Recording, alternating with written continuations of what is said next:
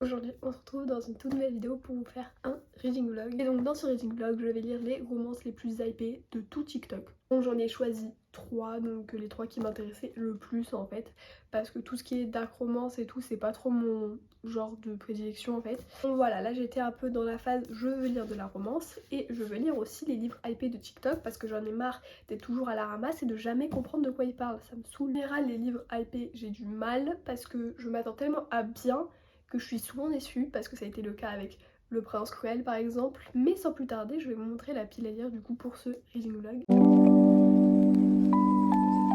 Premier, on a L'Anti-Lune de Miel de Christina Loren, donc aux éditions Hugo Poche. Donc c'est la lecture en cours, voilà, c'est le premier livre que j'ai entamé pour ce reading vlog, donc je vous en parle juste après. Ensuite, j'ai choisi Le Chant d'Achille de Madeline Miller, du coup aux éditions Pocket, que vous avez vu dans un de mes book hauls et que je voulais absolument lire en vidéo. Et enfin, j'ai choisi un livre qui a amusé pas mal de personnes, je pense sur TikTok, c'est Jamais plus de Colleen Hoover.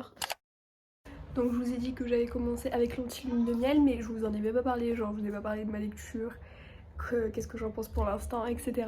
Et je suis déjà à plus de la moitié et j'adore, franchement c'est super drôle. Les personnages sont hilarants et je les adore. Alors ça va parler de Olive Torres qui a une jumelle qui s'appelle Amy. Elle, Olive, elle a pas trop de chance dans sa vie, elle a perdu son taf et tout, elle a tout le temps la poisse. Alors que sa sœur Amy gagne tout, elle gagne même une lune de miel tout frais payé. Ça arrive à qui ça? En plus c'est même pas en Poitou-Charentes, non c'est à Maui. Elle se retrouve à être le témoin de sa sœur jumelle, ce qui est logique. Notre témoin s'avère être Ethan, le frère du mari.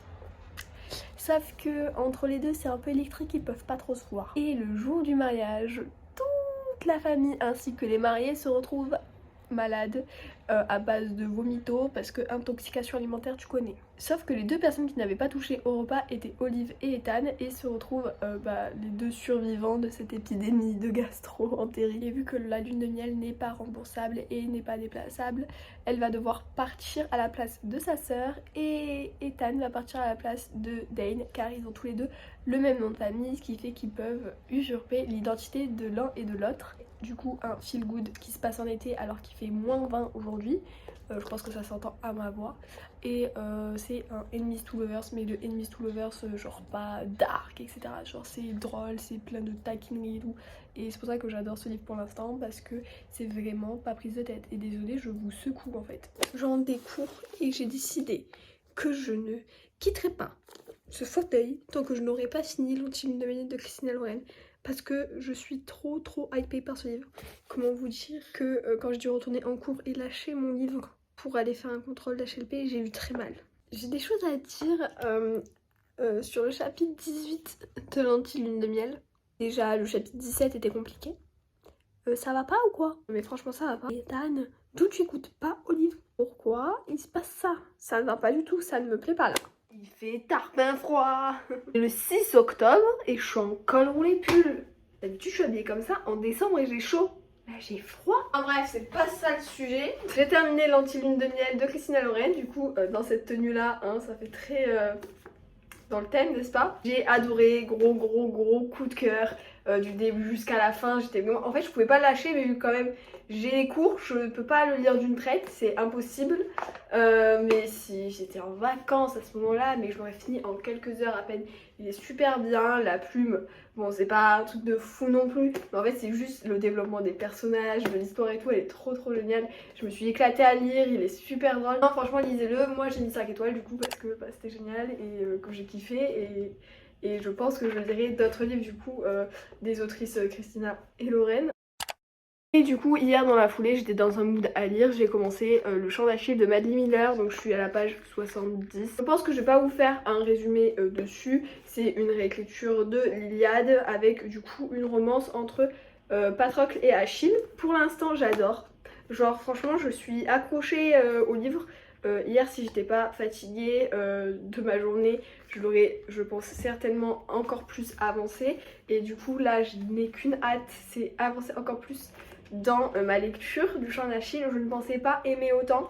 Enfin pour le début en fait je pensais pas être direct impliquée dans l'histoire parce que j'ai beaucoup entendu quand même d'avis négatifs qui disaient que c'était très lassant, ennuyeux, non. Non, franchement, pour l'instant, très bonne surprise. Mais avant de m'avancer un peu plus dans ma lecture, faut que je tourne mon book haul parce que là, il n'y a personne chez moi. Et vu que j'ai un peu des problèmes de voix, ce matin je me suis réveillée, j'étais aphone. Donc je me suis dit, je vais profiter qu'il n'y ait personne pour pouvoir un peu plus forcer sur ma voix. Et du coup, faut que je sorte le trépied, que je mette tout ça en place. Parce qu'après, j'ai cours, donc faudrait se déboucher. Et dans le sens de débarras. Vous voyez, la poupée elle fait tarpin peur. C'était pas à moi, c'est à ma soeur, préviens. Je n'avais pas ces goûts de chiottes quand j'étais enfant. C'est bon, j'ai mon trépied, on peut y aller. Je vous ai oublié, et de deux, si j'étais pas à la lumière, ma mère va me démonter. L'angle de vue est tellement beau. Waouh. Entre Jamais plus et le chant d'Achille, parce que bien évidemment j'ai entamé celui-là sans vous faire un update parce que j'étais tellement en fait dans un autre monde à ce moment-là. Alors mon bilan déjà sur le chant d'Achille, j'ai beaucoup aimé. Donc le début j'étais grave hypée. Le milieu, genre au niveau, à partir du moment où ils partent à la guerre et tout, ça m'intéressait pas. Et la fin je me suis remise dedans en fait. J'ai eu 2 grosses lectures dans le chant d'Achille. Et à un moment donné, voilà, c'était pendant 2 jours j'ai pas grandement lu. Et après, genre la dernière soirée, j'ai tout lu, genre d'une traite, les 200 dernières pages. Un bon livre, donc je lui ai mis 3 étoiles et demie sur 5 pour du coup le fait que le milieu j'ai pas trop apprécié. Ça parle de Lily Blossom Bloom, qui n'a pas eu une enfance facile entre un père violent et une mère qui est un peu trop soumise à son goût. Mais elle a su s'en sortir et elle est à l'aube de réaliser un de ses plus grands rêves qui est d'ouvrir une boutique de fleurs à Boston. Elle a également de rencontrer un neurochirurgien qui s'appelle Ryle. Elle a tout pour être heureuse, tout pour se lancer dans ce bonheur en fait. Sauf qu'elle a du mal, déjà c'est sûr qu'avec des parents comme les siens, un passé comme le sien, c'est pas facile. Surtout qu'elle a eu un premier amour assez mouvementé, donc avec Atlas. Pour l'instant j'aime beaucoup, apparemment faut que je me méfie de certains personnages. Donc je vais pas m'attacher énormément à certains personnages parce qu'apparemment ça fait des coups de fou. Comme dans ce moment, ce vlog il est plein de plans où la lune de ciel est nulle. Et je suis toujours mal cadrée. Du coup bref, j'adore le personnage de Lily.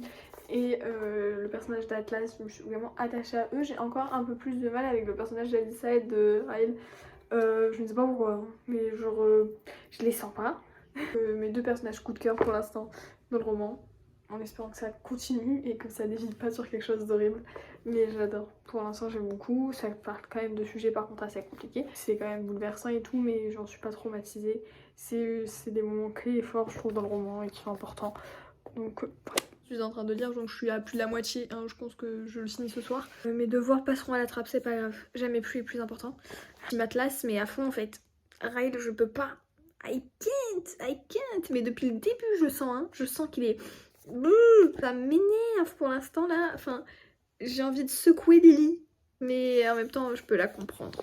Mais j'ai quand même envie de la secouer. Hier, je l'ai fait tomber, regardez, il est cabossé mon livre, je suis dégoûtée. Et voilà, j'ai terminé Jamais plus de Colleen Hoover hier soir comme prévu.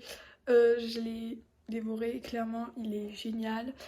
Bon, c'est quand même, enfin faut avoir quand même le cœur attaché parce que ce qu'elle subit, enfin dans le livre c'est quand même horrible. La fin m'a plu mais j'aurais aimé en avoir un petit peu plus. Et bien évidemment c'est un coup de cœur parce que j'ai pas pu le lâcher en fait. Les seules fois où j'ai eu le temps de l'ouvrir, j'ai pas voulu le lâcher jusqu'à la fin.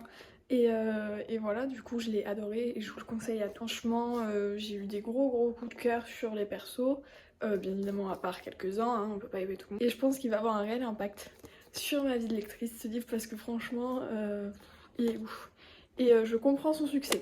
Franchement les angles de cette vidéo c'était une horreur hein. Mais vous, je vous dis c'est un vlog, c'est pas la bonne franquette. Écoutez. Du coup on va faire un petit bilan sur les romans BookTok. Est-ce que ça vaut la hype ou pas?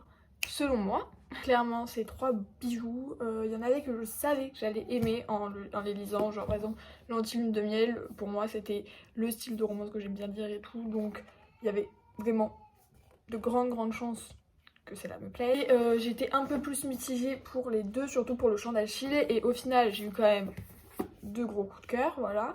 Et un livre que j'ai quand même pas mal apprécié, après c'est pas vraiment mon genre, mais c'est quand même une très belle lecture. BookTok a quand même raison des fois, il ne se trompe pas tout le temps, hein, voilà. Donc voilà, ce petit vlog est terminé, j'espère qu'il vous aura plu. Moi j'ai adoré tourner en tout cas parce que j'ai fait de belles découvertes.